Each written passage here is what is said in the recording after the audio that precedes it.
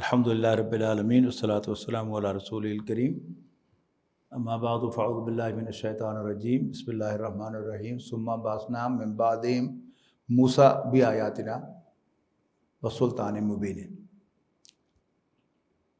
اس کے بعد ہم نے موسیٰ کو اپنی نشانیاں اور ایک واضح دلیل دے کر بھیجا فرعون اور اس کے درباریوں کی طرف۔ حضرت موسیٰ علیہ السلام کی سٹوری جو ہے اس کا بہت سا حصہ ہم پڑھا ہے، اور اب ہم پہنچے تھے کہ حضرت موسیٰ علیہ السلام کی نبوت کا ایک حصہ اپنے انجام کو پہنچ گیا، اور اب دوسرا جو فیز تھا یا دوسری جو نبوت تھی حضرت موسیٰ علیہ السلام کی، اب وہ فور فرنٹ پر آ گئی۔ یہ دونوں چیزیں کیا تھیں جو لوگ شروع سے شامل نہیں تھے، ان کی یاد دہانی کے لیے کہ کوہ طور پر حضرت موسیٰ علیہ السلام کی جو پہلی اپوائنٹمنٹ ہوئی تھی وہ فرعون کی طرف سے، یعنی کوہ طور پر مدین سے واپسی پر حضرت موسیٰ علیہ السلام سے کہا گیا تھا اذهب الى فرعون انه طغى، فرعون کی طرف جاؤ، وہ سرکشی پر اتر آیا ہے، ٹھیک ہے۔ اور سیدھے گئے وہ فرعون کے دربار میں، اور پہلی ہی نشست میں حضرت موسیٰ علیہ السلام نے فرعون سے تقاضا کر دیا کہ ارسل معنا بنی اسرائیل کو آزاد کر کے ہمارے ساتھ بھیج دو، ٹھیک۔ لیکن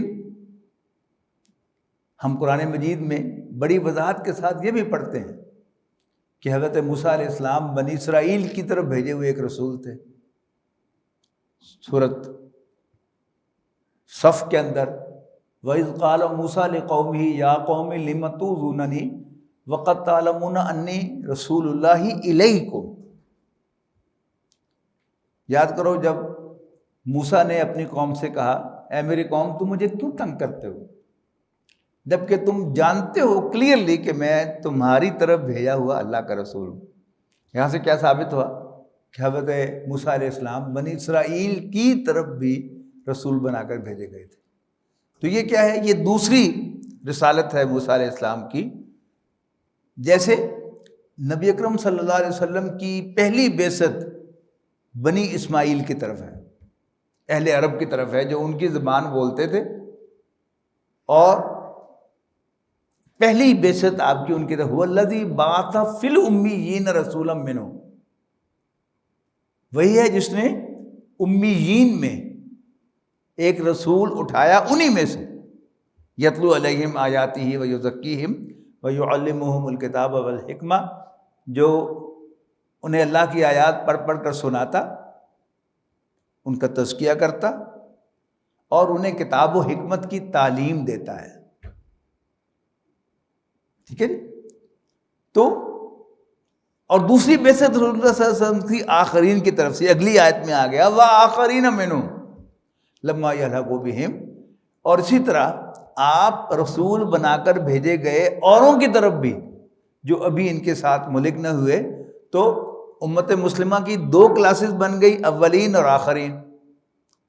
اور اسی طرح حضرت موسیٰ علیہ السلام کی بھی دو بعثتیں ہو گئی، ایک فرعون کی طرف جس کا آبجیکٹو کیا تھا بنی اسرائیل کو آزاد کروانا۔ اچھا، اب جب وہ آبجیکٹو اچیو ہو گیا تو اب کیا ہے، اب موسیٰ علیہ السلام صرف بنی اسرائیل کی طرف بھیجے ہوئے رسول ہو گئے۔ پہلے جب کوہ طور پر اللہ تعالیٰ کے ساتھ انٹریکشن ہوا تھا تو اس وقت کا کیفیت کیا تھی کہ بنی اسرائیل آل فرعون کے غلام تھے، اور حضرت موسیٰ علیہ السلام کو اسائنمنٹ دی گئی تھی کہ بنی اسرائیل کو آزاد کراؤ۔ اب بنی اسرائیل آزاد ہو گئے، یعنی اس آزادی کی جد و جہد میں حضرت موسیٰ علیہ السلام کی حیثیت کیا تھی کہ اس فریڈم موومنٹ کے وہ امیر تھے۔ اللہ کے رسول جو بھیجے گئے تھے ان کو فری کرانے کے لیے، تو فرعون کے سامنے وہ کیا تھے، اپوزیشن لیڈر تھے، بنی اسرائیل کے ریپریزنٹیٹیو تھے، جو تقاضا کر رہے تھے ان کو آزاد کر دو.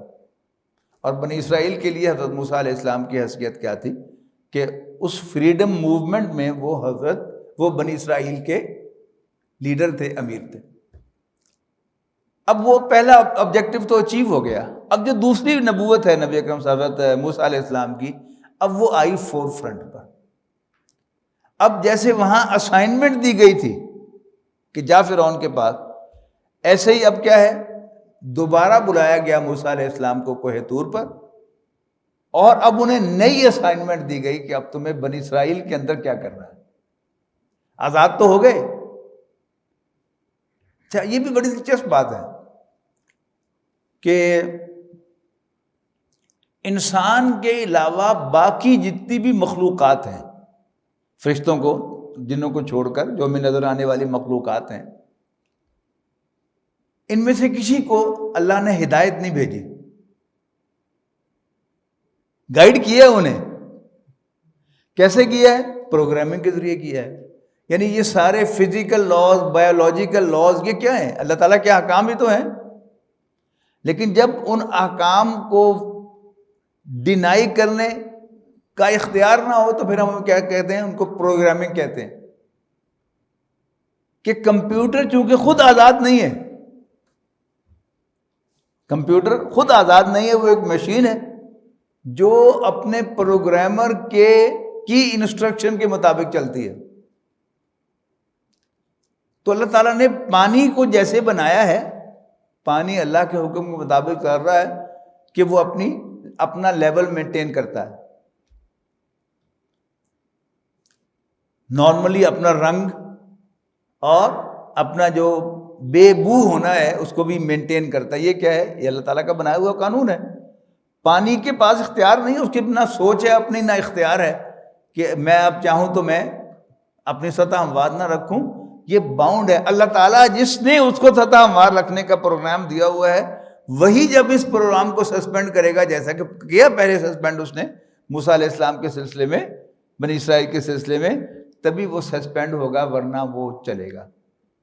آگ جلاتی ہے، ٹھیک، وہ جلاتی رہے گی جب تک وہ مالک جس نے اس کو جلانے کی پروگرام دی ہوئی ہے وہ اس کو سسپینڈ کرے گا.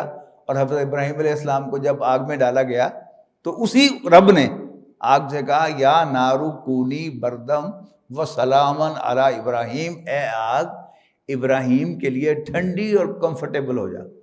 ہو گئی. فرق سمجھ میں آ رہا ہے آپ کو؟ یعنی پروگرامنگ کا اور انسٹرکشن کا. انسٹرکشن کیا ہے؟ کہ تمہارے پاس ادھر بھی جانے کا اختیار ہے، ادھر بھی جانے کا اختیار ہے، ادھر بھی جانے کا اختیار ہے. انسٹرکشن یہ ہے کہ ادھر جاؤ، اسے کہتے ہیں انسٹرکشن. انسٹرکشن اللہ تعالیٰ نے صرف انسان کو دی ہے، اس لیے کہ صرف یہی آزاد مخلوق ہے. وہ ہم حقیقت انسان میں پڑھا ہے نا کہ وہ جو 4 سٹیپ ہم نے دیکھے تھے کہ 4 قسم کی مخلوقات اللہ تعالیٰ نے پیدا کی ہیں. فزیکل آبجیکٹس ہیں اللہ کے بنائے ہوئے، پلانٹس ہیں اللہ کے بنائے ہوئے، اینیملز ہیں اللہ کے بنائے ہوئے، اور پھر انسان ہے. تو ان سب میں آزاد جو ہے وہ انسان ہے. تو بنی اسرائیل جب غلام تھے فرعون اور آل فرعون کے، تو وہ بہت حد تک تو آزاد تھے ہی نہیں، لہذا ان کو انسٹرکشن دینے کا کوئی فائدہ ہی نہیں. زیادہ سے زیادہ جو انسٹرکشن تھی وہ نماز روزے کی تھی، جو وہ اپنی غلامی کے اندر بھی پڑھ رہے تھے. لیکن جو ہی اب وہ آزاد ہو گئے، اب اللہ تعالیٰ نے ان کو انسٹرکشن دینی ہے، اور وہ انسٹرکشن کیا تھی؟ وہ تورات تھی. کلیئر ہوگی بات؟ لہذا اب اللہ تعالیٰ نے موسیٰ علیہ السلام کو دوبارہ کوہ طور پر بلایا، اب نئی اپوائنٹمنٹ کے لیے، نئی انسٹرکشن کے لیے، اور کہا کہ اپنی قوم کے سرکردہ افراد کو بھی لے کر آؤ. اب یہاں ہم نے بات چھوڑی تھی نا کہ کئی سال ہو گئے تھے موسیٰ علیہ السلام کو اللہ تعالیٰ سے ملے ہوئے، اور پھر اللہ تعالیٰ کی طرف سے بلاوا آ جائے، یعنی کسی انسان کو اس کی جو گرل فرینڈ ہے وہ بلا لے تو پھر کتنا ایموشنل ہو جاتا اور اگر اللہ تعالیٰ بلا لے تو پھر کتنا ایموشنل ہونا چاہیے، اور حضرت موسیٰ علیہ السلام ایموشنل ہو گئے، لہذا وہ اپنے ساتھیوں کو ساتھ لیے بغیر ہی کوہ طور پر چلے گئے، تسی آ جاؤ میرے مگر تاکہ میں جا کر اللہ تعالیٰ سے مل لوں۔ اللہ تعالیٰ نے وہاں پر یہ بات جو ہے وہ نوٹ کرائی، موسیٰ تیرے باقی ساتھی کہاں ہیں؟ موسیٰ نے کہا ہم علی اثری، وہ میرے پیچھے پیچھے آ رہے ہیں۔ تو اللہ تعالیٰ نے کہا پھر تمہاری عدم موجودگی میں سامری نے ان کو گمراہ کر دیا ہے۔ اچھا، اب یہ بات جو ہے یہ آئی ہے سورۃ طٰہٰ میں، سورۃ انعام، سورۃ اعراف، پھر درمیان میں 2 مدنی صورتیں ہیں، اور اس کے بعد ایک طویل سلسلہ ہے مکی صورتوں کا، سورہ یونس سے لے کر سورہ مومنون تک۔ اس میں یہ آیت آئی ہے کہ جلد بازی نیکی کے لیے بھی الاؤڈ نہیں ہے۔ اچھا، اب اسی حوالے سے انہی صورتوں کے اندر، یعنی سورۃ طٰہٰ سے پہلی صورت کون سی ہے؟ سورۃ مریم۔ سورۃ مریم میں الفاظ ہیں، جبرائیل سے کہلوایا گیا ہے کہ نبی اکرم صلی اللہ علیہ وسلم نے جبرائیل سے کہا کہ تم بڑے بڑے وقفے سے آتے ہو، یعنی جلدی جلدی وحی لایا کرو، یعنی اللہ کا کلام نازل ہونا، انسٹرکشن ملنی، ان کا حضور صلی اللہ علیہ وسلم کو کتنا انتظار ہوتا ہوگا۔ تو وہاں کہلوایا گیا کہ ہم نہیں اترتے، ما ننزل الا بامر ربک، اس طرح کے الفاظ ہیں کہ ہم نہیں اترتے مگر تیرے رب کے حکم سے، یعنی وحی کے تقاضے میں ایگرنیس اور جلدی یہ بھی الاؤڈ نہیں ہے۔ اب نبی اکرم صلی اللہ علیہ وسلم کو روکا کس بات سے جا رہا ہے؟ ڈونٹ بی امپیشنٹ، یعنی مکی زندگی کا آپ تصور کیجئے نا کہ مکی زندگی میں نبی اکرم صلی اللہ علیہ وسلم کو بار بار قوموں کی تباہی کے احوال سنائے جا رہے ہیں کہ قوم نوح کو بھی ہم نے تباہ کر دیا، قوم عاد کو بھی تباہ کر دیا، قوم سمود کو بھی تباہ کر دیا، قوم لوط کو بھی تباہ کر دیا، اور اہل مدین کو بھی ہم نے تباہ کر دیا۔ اچھا، اب نبی اکرم صلی اللہ علیہ وسلم کے دل میں یہ خیال پیدا ہونا فطری ہے نا۔ اب یہاں بھی فیصلہ کرے اللہ، مکاوے گل۔ اب کتنے سال ہو گئے، کوئی ایک شخص بھی مزید ایمان نہیں لایا، اب فیصلہ چکا دیا جائے، لیکن اللہ تعالیٰ کی طرف سے کیا ہے کہ لاؤ، جلدی نہ بچاؤ، جلدی نہ بچاؤ، جلدی مجھے پسند نہیں ہے۔ لیٹ می ڈو ان مائی وے اور ڈو ایز ڈائریکٹڈ۔ میں نے شاید آپ کو بتایا تھا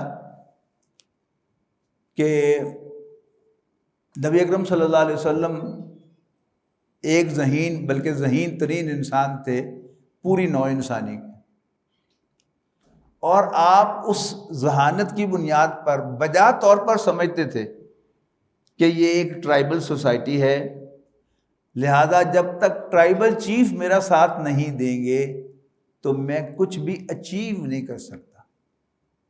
کیا کہا ہے حسیب میں نے؟ ٹرائبل چیف میرا ساتھ نہیں دیں گے، میں کچھ بھی اچیو نہیں کر سکتا۔ کیوں؟ پہلا جملہ چھوڑ گئے نا، ٹرائبل سوسائٹی ہے، یعنی ہر سوسائٹی کے اپنے نارمز ہوتے ہیں۔ ایک کاروباری سوسائٹی کے اپنے نارمز ہیں، ٹرائبل سوسائٹی کے اپنے نارمز ہیں، اور رورل سوسائٹی کے اپنے نارمز ہیں، اور شہری اور اربن سوسائٹی کے اپنے نارمز ہیں۔ ان میں سے کچھ موٹا موٹا فرق دیہاتی زندگی کا اور شہری زندگی کا آپ بتا سکتے ہیں؟ دیہاتی زندگی کا سب سے بڑا جو فرق ہے شہری زندگی کے مقابلے میں، وہ ہے کہ دیہات کا ہر آدمی دوسرے کو جانتا ہوتا ہے۔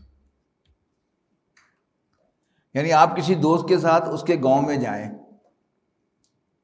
اور کوئی ایکس وائی زی گزر رہا ہو تو پوچھیں اے کون ہے، سوال ہی نہیں پیدا ہوتا کہ اس کو اس کا نام پتہ نہ ہو، نام ہی نہیں پتہ ہوگا اس کا سارا شجرہ نسب بھی پتہ ہوگا، یعنی دوسری بات بھی پتہ ہوگی اس کا تعلق کس خاندان سے ہے، یہ پٹھاناں دا ہے، گجراں دا ہے، راجپوتاں دا ہے کہ ڈوگراں دا ہے یا رائیاں دا ہے، شہر میں نہیں پتہ ہوگا۔ یعنی شہر میں تو کوئی آدمی پیسہ ہو اس کے پاس اور وہ آپ کے برابر والا مکان خرید کر لا کے اور اس پر وہ سید فدا حسین کا بورڈ لگا لے تو آپ شاہ جی کے کہہ کے بلانا شروع کر دیں گے اس کے پاؤں میں ہوئے مراسی ہو۔ دیہات میں ایسا نہیں ہو سکتا۔ یہ بڑا بنیادی فرق ہے۔ یعنی علامہ اقبال نے شہری زندگی کو صحرائی زندگی سے کمپیئر کیا ہے۔ وہ ان کی دعا ہے بڑی مشہور، یا رب دل مسلم کو وہ زندہ تمنا دے جو قلب کو گرما دے، جو روح کو تڑپا دے۔ اسی کا ایک شعر ہے، محروم تماشا کو پھر دیدہ بینا دے، دیکھا ہے جو خود میں نے اوروں کو بھی دکھلا دے۔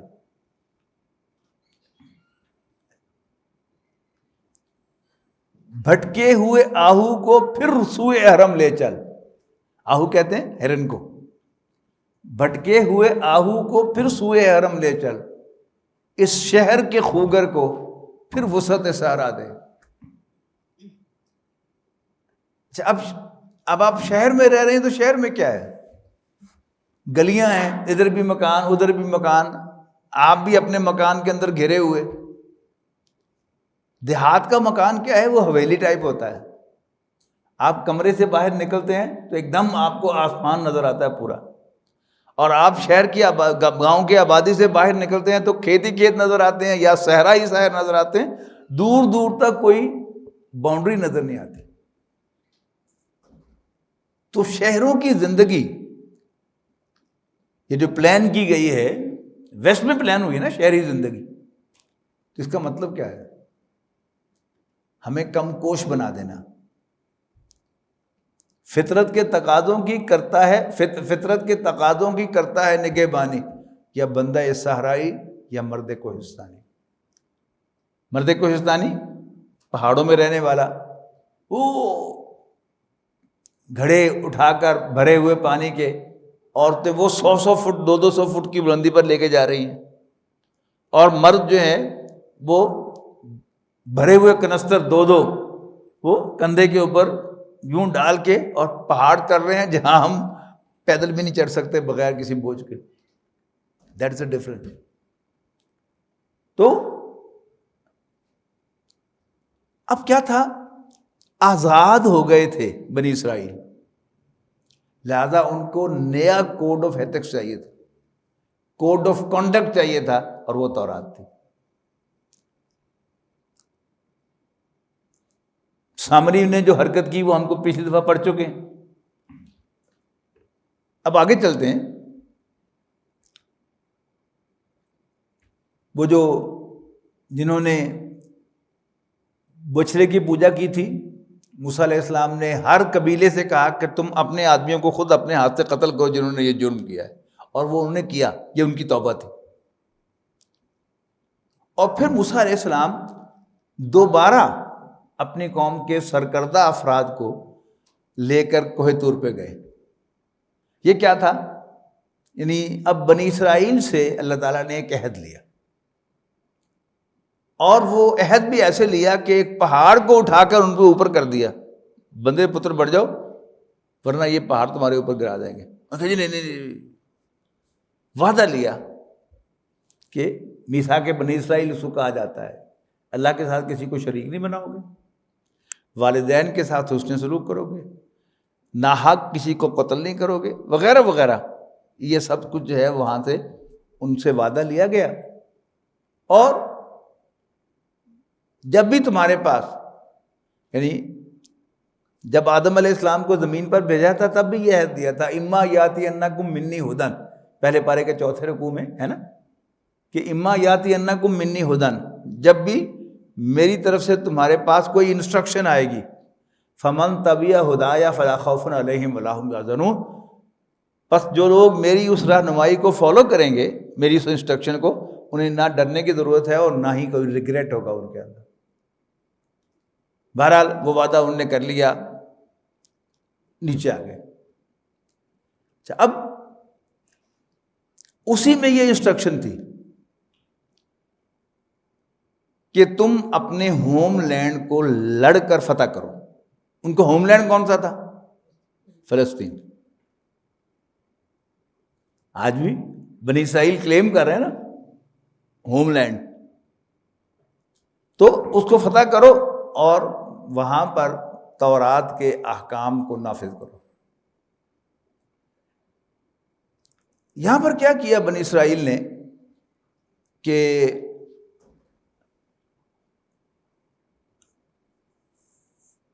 پتہ چلا ان کو کہ وہاں تو بڑے طویل قد کے بندے، بڑے تکڑے لوگ رہتے ہیں، تو انہوں نے موسیٰ علیہ السلام سے کہا کہ موسیٰ آپ جائیں، ہم تو ان سے نہیں لڑ سکتے، آپ جائیں اپنے رب کو لے کر اور ان سے لڑیں، جب شہر فتح ہو جائے تو ہمیں بتا دیں تو پھر ہم بھی تشریف لے آئیں گے۔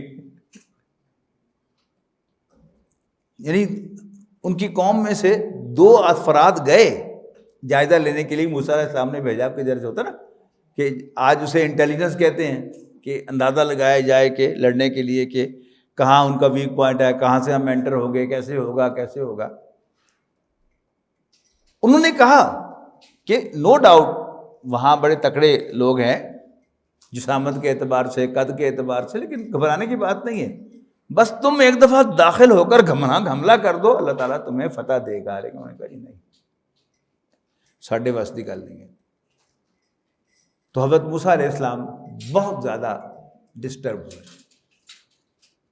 اور انہوں نے اللہ تعالیٰ سے کہا کہ ربی انی لا املک الا نفسی و اخی، ربا مجھے صرف کنٹرول ہے اپنے اوپر اور اپنے بھائی ہارون پر، ففرق بیننا و بین القوم الفاسقین، لہذا تو ہمارے اور اس باغی قوم کے درمیان جدائی ڈال دے۔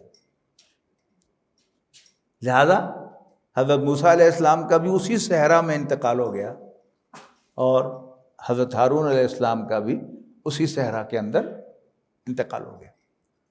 اس کے بعد 40 سال کے بعد، یعنی وہ نسل کے جو صحرا میں پیدا ہوئی تھی اور بچپن ہی سے ان کے اندر وہ سخت کوشی تھی، وہ جوان ہوئے، پھر انہوں نے حضرت یوشع ابن نون جو حضرت موسیٰ علیہ السلام کے خلیفہ اور اللہ کے نبی تھے، ان کی قیادت میں جہاد کیا، جنگ کی اور شہر کو فتح کیا، اور پھر وہاں پر بڑی بڑی سلطنتیں جو قائم ہوئی ہیں، حضرت داؤد علیہ السلام کی سلطنت، حضرت سلیمان علیہ السلام کی سلطنت، وہ پھر اس وقت پیدا ہوئی، ہے نا۔ یعنی اگر آپ کو یاد ہو کہ دوسرے پارے کے آخر میں ذکر آتا ہے نا طالوت اور جالوت کا، ہے نا واقعہ ذہن میں، وہ یہی واقعہ ہے کہ اب وہ اپنے نبی سے کہہ رہے تھے کہ آپ ہمارے اوپر ایک کمانڈر مقرر کریں کہ جس کی قیادت میں ہم جنگ کریں۔ اچھا، یہ اگر آپ کو تھوڑی سی بھی دلچسپی انسانی نفسیات سے ہو تو آپ کو بڑا مزہ آئے گا زندگی گزارنے کا۔ یعنی عام گفتگو جو ہوتی ہے اس میں ایک الفاظ میں بات کہی جا رہی ہوتی ہے اور ایک اس کی بیک گراؤنڈ میں بات ہوتی ہے۔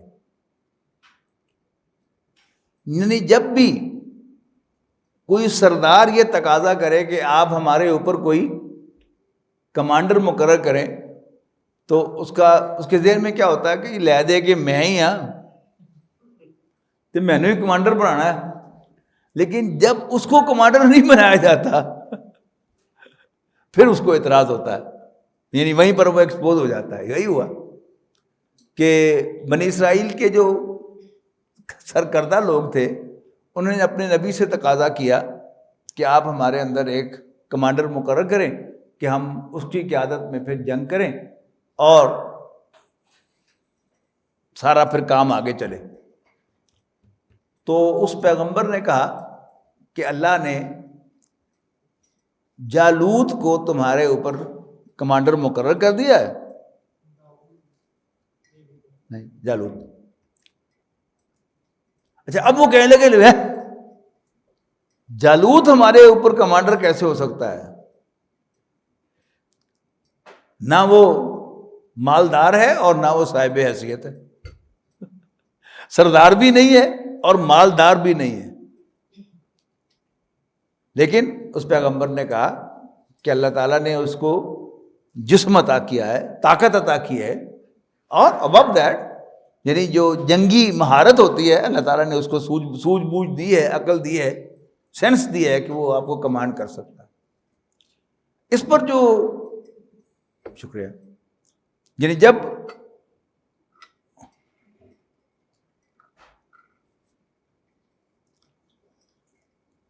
اچھا ہوا کیا، اب جب وہ جنگ ہو رہی تھی تو طالوت جو ہے اس نے ایک خاص لباس پہنا ہوا تھا کہ جس میں سوائے آنکھ کے کوئی چیز ڈائریکٹ ویژن میں نہیں تھی. یعنی بازو پر، جسم پر اگر تو آپ بالکل ہارڈ کوئی لوہے کا لباس بنا دیں گے، چڑھا دیں گے کھول، تو انسان موو نہیں کر سکے گا.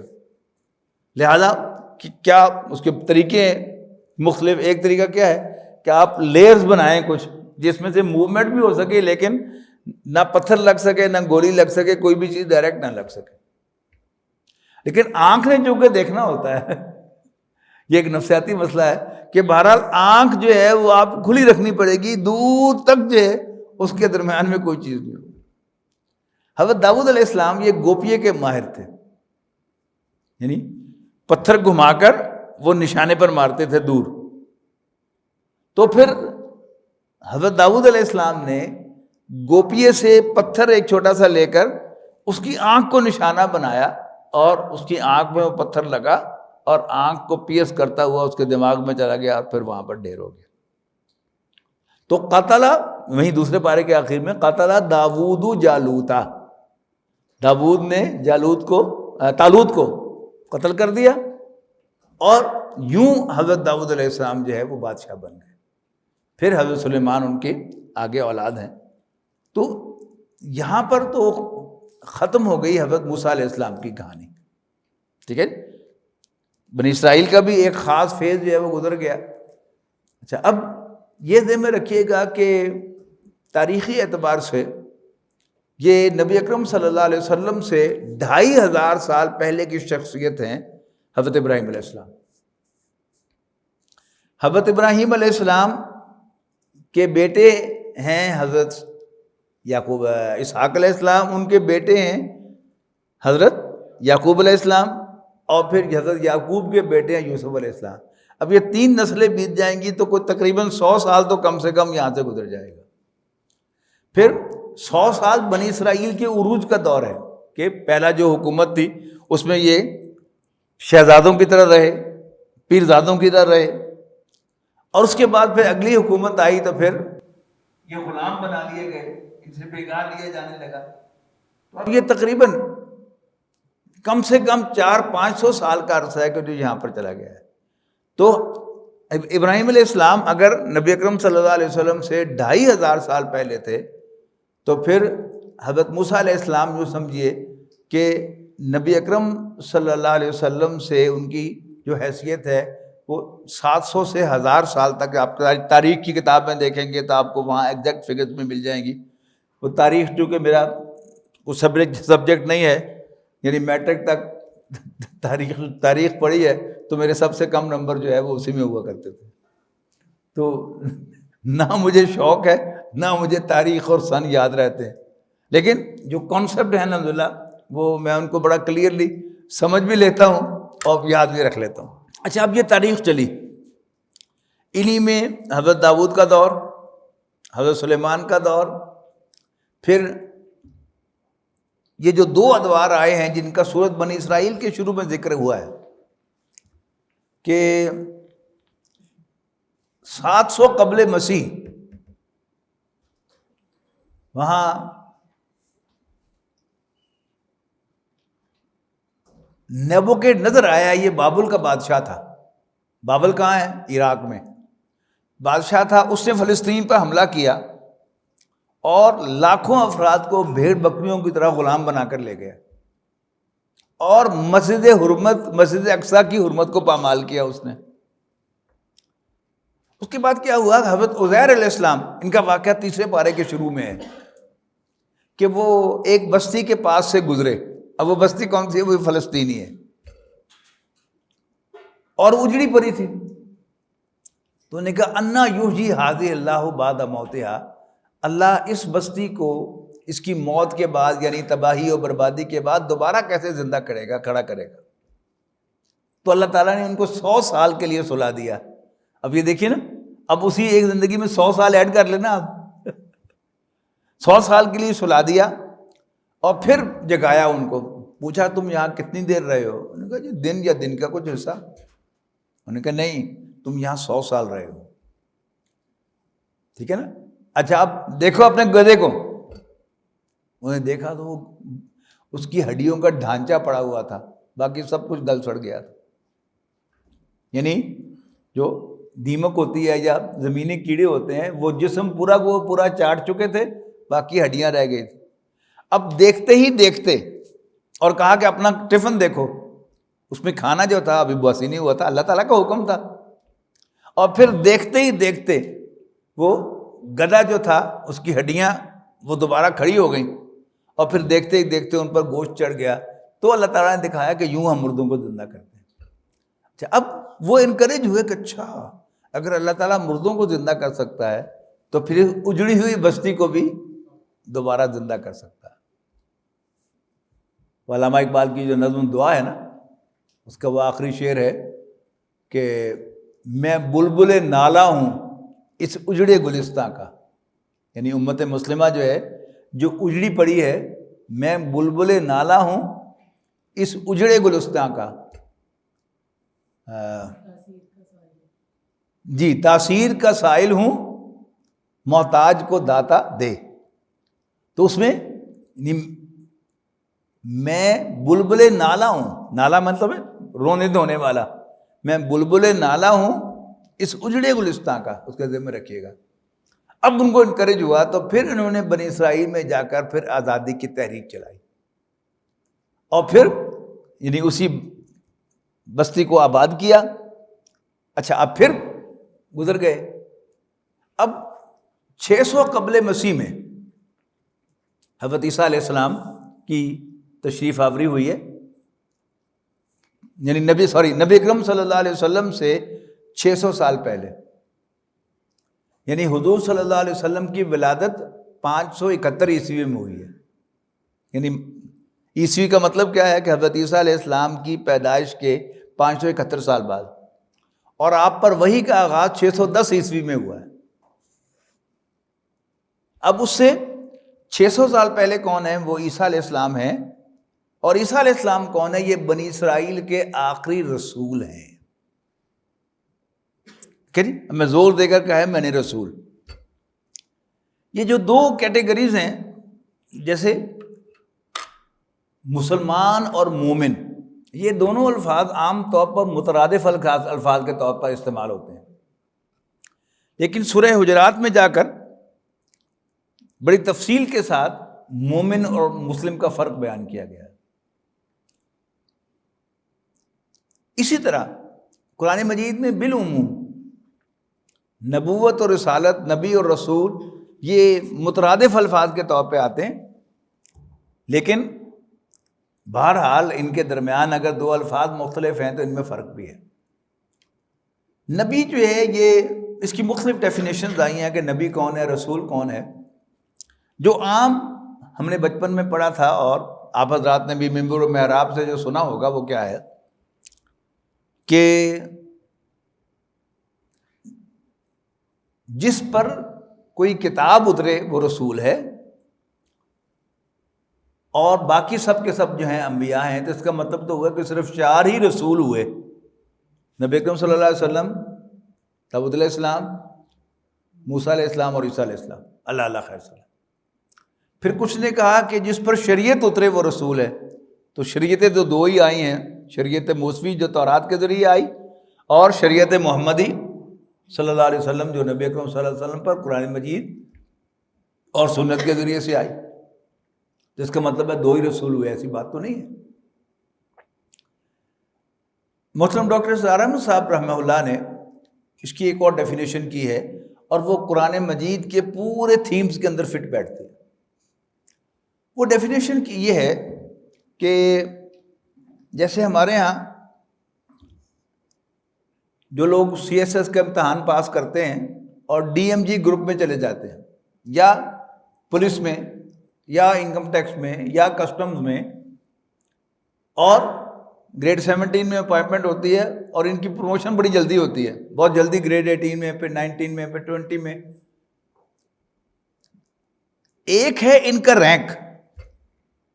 اسی طرح پولیس میں، یعنی ایک سی ایس ایس کے امتحان پر پاس کر کے جو آفیسر آتا ہے وہ اے ایس پی لگتا ہے گریڈ 17 میں، جلدی وہ ایس پی بن جاتا ہے گریڈ 18 میں، پھر وہ ایس ایس پی بن جاتا ہے گریڈ 19 میں، اور پھر وہ ڈی آئی جی بن جاتا ہے گریڈ 20 میں، اور پھر گریڈ 21 میں وہ ایڈیشنل آئی جی ہوتا ہے، اور پھر گریڈ 22 میں وہ آئی جی ہوتا ہے۔ ٹھیک ہے جی۔ اسی طرح ایک شخص جو ہے وہ انکم ٹیکس ڈپارٹمنٹ میں بھرتی ہوتا ہے، اسسٹنٹ کمشنر بھرتی ہوگا، پھر وہ ڈپٹی کمشنر ہو جائے گا گریڈ 19 میں، پھر کمشنر ہو جائے گا گریڈ 20 کے اندر، درمیان میں شاید کوئی ایک اور بھی ہوتی ہے، اسسٹنٹ کمشنر، ڈپٹی کمشنر، ہاں ایڈیشنل کمشنر، وہ گریڈ 19 ہوتا ہے، اور اس کے بعد پھر گریڈ 20 کمشنر ہے، گریڈ 21 پھر چیف کمشنر ہے، اور پھر اس کے بعد جو ہے وہ پھر ممبر سی بی آر ہو جاتا ہے، ایف بی آر ہو جاتا ہے، کہ وہ اس کا ممبر ہو جاتا ہے، ممبر کسٹم ہوگا، ممبر انکم ٹیکس ہوگا، وغیرہ وغیرہ، ممبر سیل ٹیکس ہوگا۔ یہ اس کا ہائیسٹ رینک ہے۔ اچھا، اب آئیے دوسری طرف، ایک ہے اس کا رینک کیا ہے، وہ گریڈ 17 کا آفیسر ہے، یا گریڈ 20 کا آفیسر ہے، یا اس سے بھی کم ہے، گریڈ 16 کا وہ انسپیکٹر ہے، یا سب انسپیکٹر ہے اس سے بھی نیچے، یا تھانے کا محرر ہے۔ ٹھیک، ایک اس کا گریڈ ہے اور ایک اس کی اپوائنٹمنٹ ہے، یعنی گریڈ 20 کا 22 کا آفیسر بھی جب تک اس کی اپوائنٹمنٹ نہیں ہوتی اس کی کوئی حیثیت نہیں، جبکہ تھانے کے محرر کے بھی جب وہ اپنی ڈیوٹی پر بیٹھا ہوا ہے اس کی بھی ایک آفیشیل حیثیت۔ اب اگر 22ویں گریڈ کا کوئی آفیسر قتل ہو جائے جس کی کوئی اپوائنٹمنٹ نہ ہو، صرف وہ او ایس ڈی ہو، ہیڈ کوارٹر میں ڈیوٹی دیتا ہے، جا کر جو بھی اس کو کام کہہ دیا جائے وہ کر دیتا ہے، تو وہ اگر قتل ہو جائے تو شاید کسی اخبار میں چھوٹی سی خبر آ جائے کہ 22ویں اسکیل کا یا 20ویں اسکیل کا فلانا افسر قتل ہو گیا۔ لیکن اس کے مقابلے میں اگر کسی تھانے کا محرر بھی قتل ہو جائے گا تو پنجاب کی چیف منسٹر سمجھے گی کہ یہ مجھ پر حملہ ہوا ہے۔ کیوں؟ He is the direct representative of the government. ٹھیک ہے، تو جب وہ ایک پوزیشن پہ ہوتا ہے اس کی ایک حیثیت ہے۔ اسی طرح آپ میں سے اکثر لوگ، چونکہ ان جو پہلا لیکچر تھا نبوت اور رسالت کے ارتقاء کا، اس میں آپ نہیں تھے تو میں اس کا دوبارہ ریپیٹ کر رہا ہوں آپ کے لیے، کہ قرآن مجید میں جمع کے صیغے میں انبیاء کرام کے قتل کا ذکر ہے، بنی اسرائیل کے جرائم میں، قتلہم الانبیاء، ان کا نبیوں کو قتل کرنا۔ باقی بھول بھی جائے تو حضرت زکریا اور حضرت یحییٰ دونوں باپ بیٹا ہیں، دونوں قتل ہوئے ہیں اور دونوں نبی ہیں، اور یہ کنٹمپریری ہیں حضرت عیسیٰ علیہ السلام کے، یعنی حضرت زکریا علیہ السلام حضرت مریم سلام علیہا کے خالو تھے۔ ٹھیک، پھر حضرت یحییٰ کیا بیٹھے، کزن بنے نا، خالہ زاد بھائی حضرت مریم کے، تو پھر حضرت عیسیٰ علیہ السلام کے کیا لگے، معمولی لگے نا۔ لیکن اللہ تعالیٰ نے یحییٰ کو قتل ہونے دیا، حضرت یحییٰ کو قتل ہونے دیا، لیکن جب عیسیٰ علیہ السلام کو قتل کیا جانے لگا تو اللہ نے عیسیٰ علیہ السلام کو زندہ اٹھا لیا. کیوں؟ کیا حضرت یحییٰ سوتیلے نبی تھے؟ سوتیلے نبی تو نہیں تھے نا یحییٰ علیہ السلام. تو اس کا مطلب کیا ہے کہ کوئی سٹیٹس کا فرق تھا کہ حضرت یحییٰ اور ایک نبی تھے، صرف ایک نبی تھے، جبکہ عیسیٰ علیہ السلام کے تذکرے میں اللہ تعالیٰ سورۃ نساء کے آخر میں، سورۃ نساء کا جو حصہ 6 پارے میں آتا ہے، اس میں آپ دیکھیں گے تو آپ کو ملے گا کہ اللہ تعالیٰ بنی اسرائیل سے کیوں ناراض ہوا، اللہ نے ان پر کیوں لعنت کی. ان کے جرائم کا ذکر ہے. اس جرم میں ایک ذکر کیا ہے؟ وَقَوْلِهِمْ، ان کا یہ کہنا اِنَّا قَتَلْنَا الْمَسِيحَ عِيسَى ابْنَ مَرْيَمَ رسول اللہ، ہم نے مسیح عیسیٰ ابن مریم کو قتل کیا جو اللہ کا رسول تھا. جب بھی اللہ تعالیٰ کسی رسول کو الہ کے صلے کے ساتھ بھیج دے، یعنی سورہ طٰہٰ میں ہم نے پڑھا تھا نا موسیٰ علیہ السلام کے درس میں، اذهب الی فرعون انہ طغیٰ، جا فرعون کی طرف، وہ سرکشی پر اتر آیا ہے. اور نوح علیہ السلام کا تذکرہ، انا ارسلنا نوحا الی قومہ وَإِلَىٰ أَخَاهُمْ وَإِلَىٰ عَادٍ أَخَاهُمْ هُودًا، اور ہم نے نوح کو اس کی قوم کی طرف بھیجا اور قوم عاد کی طرف ان کے بھائی ہود کو، اور قوم سمود کی طرف ان کے بھائی صالح کو بھیجا. تو جب بھی الہ کے پریپوزیشن کے ساتھ ارسال ہوتا ہے، اللہ کسی کو رسول بنا کر بھیجتا ہے، تو اللہ اس کے ساتھ کھڑا ہوتا ہے اور اس کو قتل نہیں ہونے دیتا، نہ قتل ہونے دیتا، یہاں تک کہ مغلوب بھی نہیں ہونے دیتا. قتل تو بہت دور کی بات.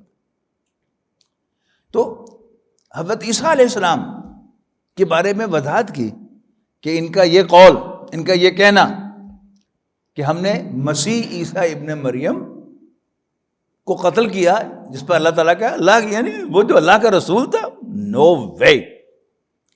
وما قتلوہ وما صلبوہ ولکن شبہ لہ، نہ تو انہوں نے عیسیٰ کو قتل کیا، نہ اس کو سولی چڑھایا. یعنی مارنے کی کئی شکلیں ہوتی ہیں نا، پھانسی دینا، اسی طرح الیکٹرک کرنٹ لگانا، انہی میں ایک شکل کیا ہے؟ کروسیفائی کرنا. کروسیفائی کرنا کیا تھا؟ ایک پرانی سزا تھی کہ اگر آپ کے ذہن میں ہو نا، وہ حضرت عیسیٰ علیہ السلام کی جو پکچر ہے جو چرچز کے اندر لگی ہوتی ہے نا،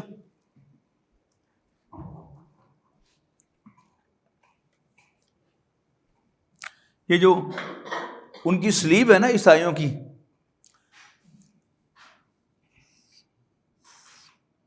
وہ یوں نہیں ہے، یہ تو نارمل کاٹا ہے نا، وہ یوں ہوتی ہے.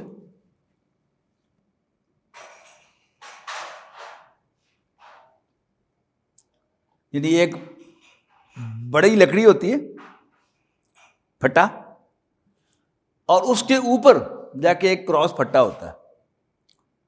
تو کروسیفیکیشن یا سولی چڑھانا کیا ہے کہ مجرم کو لا کر اس پھٹے کے اوپر کیل گاڑ دیے جاتے ہیں. یعنی یہاں اس کی ٹانگیں، ان ٹانگوں میں کیل گاڑ دیا جائے گا، اور یہاں اس کے 2 ہاتھ ہیں، ان پر کیل گاڑ دیا جائے گا. تو آپ اگر ذہن میں آپ لائیں، ابھی آپ نیٹ میں سے کھولیں جیز نظارت لکھے تو آپ کو وہ پکچر جو ہے وہ مل جائے گی، اور ان کو کروسیفیکیشن لکھے تو وہ پورا آپ کو سین بھی، موویز بے شمار جو ہیں وہ نیٹ پر موجود ہیں، یوٹیوب پر، کہ آپ ان کو دیکھ سکتے ہیں کہ حضرت عیسیٰ علیہ السلام یعنی مجرم جو ہے وہ اپنا یہ پھٹا جو تھا بڑا، وہ خود اپنے کندھے پر رکھ کے گھسیٹ کے لاتا ہے، اور پھر اس کو ایک خاص جگہ پر لا کے پھر اس کو اس کے ساتھ ہی یہ کیل گاڑ دیے جاتے ہیں. تو ما قتلوہ، نہ تو انہوں نے کسی اور طریقے سے اس کو قتل کیا، وما صلبوہ، اور نہ اس کو سولی دی. ولیکن شبہ لہم، اصل میں ان کے لیے ایک کنفیوژن کریٹ کر دیا گیا. ٹھیک ہے جی. اب وہ قرآن مجید نے اس کو بڑے اہتمام کے ساتھ قتل کیا، لیکن جو اصل بات جو اس وقت نوٹ کرنے کی ہے، یعنی حضرت عیسیٰ علیہ السلام کی جو سوانح ہے وہ ہم انشاءاللہ بایوگرافی تو اگلی دفعہ پڑھیں گے، لیکن آج میں صرف آپ کو یہ نوٹ کرانا چاہتا ہوں کہ قرآن مجید نے حضرت نوح، حضرت ہود، حضرت صالح، حضرت لوط، حضرت شعیب، حضرت موسیٰ اور حضرت عیسیٰ علیہ السلام کا تذکرہ بطور رسول کیا ہے بڑے اہتمام کے ساتھ، کہ ہم نے ان کو بھیجا ان کی قوم کی طرف یا فرعون کی طرف، کسی شخص کی طرف، اور اس نے ان کو ماننے سے انکار کیا بلکہ ان کی جان کے درپے ہوا، تو اللہ تعالیٰ نے اپنے رسول کے دشمنوں کو سے بدلہ لیا.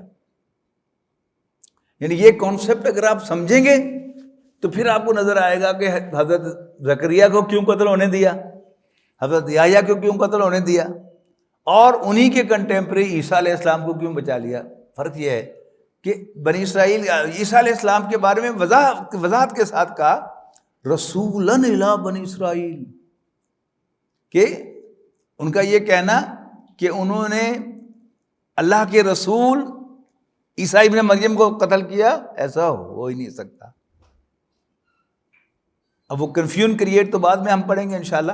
تو بس آج اسی پر اکتفا کرتے ہیں کہ نیکسٹ ٹائم انشاءاللہ ہم حضرت عیسیٰ علیہ السلام کی سوانح حیات کے بارے میں پڑھیں گے. اور قرآن مجید نے جیسے حضرت یوسف علیہ السلام کے واقعے کو بڑے اہتمام کے ساتھ بیان کیا ہے نا، تو حضرت عیسیٰ علیہ السلام کی پیدائش کو قرآن مجید کی 2 صورتوں میں بڑی وضاحت کے ساتھ بیان کیا. اور قرآن مجید کی سچائی کی ایک دلیل یہ بھی ہے، قرآن مجید نے حضرت مریم کو تمام جو عورتیں ہیں نو انسانی کی، ان میں سے چوزن ون قرار دیا ہے، چنی ہوئی. ہر آدمی کو اپنی ماں بڑی پسند ہوتی ہے، بڑی گریٹ نظر آتی ہے ہر سینسیبل آدمی کو، کہ وہ سوچتا ہے کہ میری ماں نے مجھے کیسے یعنی بنایا، پروڈیوس کیا تکلیف اٹھا کر، پھر ڈیلیور کیا تکلیف اٹھا کر، پھر مجھے پالا پوسا تکلیف اٹھا کر. تو every mother is great in the sight of every sensible man. لیکن نبی اکرم صلی اللہ علیہ وسلم نے اپنی ماں کو گریٹ نہیں کہا، عیسیٰ کی ماں کو گریٹ کہا ہے. اس کا مطلب کیا ہے کہ یہ واقعی اللہ کا کلام ہے، کہ نبی اکرم صلی اللہ علیہ وسلم نے یہاں اپنی ماں کا ذکر نہیں کیا، یہ جو اللہ کی طرف سے نازل ہوا اس کا ذکر کیا. تو حضرت مریم سلام علیہا کو یہ اعزاز حاصل ہے کہ قرآن مجید کی 2 صورتیں ان کے نام پر ہیں. سورت مریم تو ہے ہی ہے، سورت آل عمران جو ہے وہ بھی حضرت مریم اور حضرت عیسیٰ کا تذکرہ ہے، اس لیے کہ عمران حضرت مریم کے والد کا نام تھا. یہ سورت آل عمران کے شروع میں آ بھی جاتا ہے، میں سناؤں گا بھی صحیح آپ کو وہ آیات. تو پھر آل عمران کون ہوئے؟ حضرت مریم اور حضرت عیسیٰ، پھر آگے ان کی جو بھی اولاد ہوگی. تو یہ آل عمران ہے. تو 2 مقامات پر بڑی تفصیل کے ساتھ ذکر ہے. اچھا، اس کے ساتھ ہی ایک اور ذکر کیا ہے، وہ ہے حضرت یحییٰ کی پیدائش کا. حضرت یحییٰ کون ہے؟ جیسے کہ میں نے بتایا کہ حضرت زکریا کی اولاد ہے، بیٹے ہیں. حضرت زکریا بوڑھے بھی تھے اور ان کی بیوی بانجھ بھی تھی. بانجھ کا مطلب کیا ہے؟ انفرٹائل، یعنی جو اووم پروڈیوس نہیں کرتی. انسان کیسے بنتا ہے یا کوئی بھی جاندار کیسے بنتا ہے؟ میل اور فیمیل گیمیٹس ملتے ہیں تو پھر ایک نیا انڈیویجول بننا شروع ہوتا ہے، اور ان میں دونوں میں سے کوئی ایک نہ ہو تو پھر اولاد نہیں ہوتی. یعنی اگر باپ جو ہے، مرد جو ہے وہ انفرٹائل ہو، اس کے سپرم نہ ہو تو پھر بھی اولاد پیدا نہیں ہو سکتی. اور اگر عورت جو ہے اس کو اووم پروڈیوس نہ ہوتے ہوں اس کی اووری کے اندر، تو بھی اولاد پیدا نہیں ہو سکتی. تو پہلے ذکر کیا دونوں مقام پر حضرت زکریا کے ہاں وہ بھی بے اولاد تھے، انہیں اللہ سے دعا کی تو اللہ تعالیٰ نے ان کی بیوی کو ٹھیک کر دیا. یعنی یہ تو بیان ہے نا، یعنی بغیر اووم کے حضرت یحییٰ پیدا کر دیے، اس کو سب مانتے ہیں. تو حضرت عیسیٰ علیہ السلام کے سلسلے میں آپ کا باپ ہے ہی کوئی نہیں، یعنی صرف اوم ہی سے اللہ تعالیٰ نے حضرت عیسیٰ علیہ السلام کی پیدائش کر دی. تو انشاءاللہ ہم اگلے نشست میں حضرت عیسیٰ علیہ السلام کے بارے میں تفصیل سے جانیں گے کہ قرآن مجید میں ان کا کس طرح سے تذکرہ کیا گیا ہے. پھر حضرت عیسیٰ علیہ السلام کا ایک خاص چونکہ جڑے گا مقام جو اس وقت ہماری تاریخ چل رہی ہے دنیا کی، اس لیے کہ آپ نے شروع سے ممبر و محراب سے ایک بات سن رکھی ہے کہ قیامت سے پہلے عیسیٰ علیہ السلام دوبارہ آئیں گے. وہ کیوں آئیں گے، کیا کرنے آئیں گے، یہ سب چیزیں انشاءاللہ ہم دیکھیں گے. آخر دعوانا ان الحمدللہ رب العالمین. بہت شکریہ.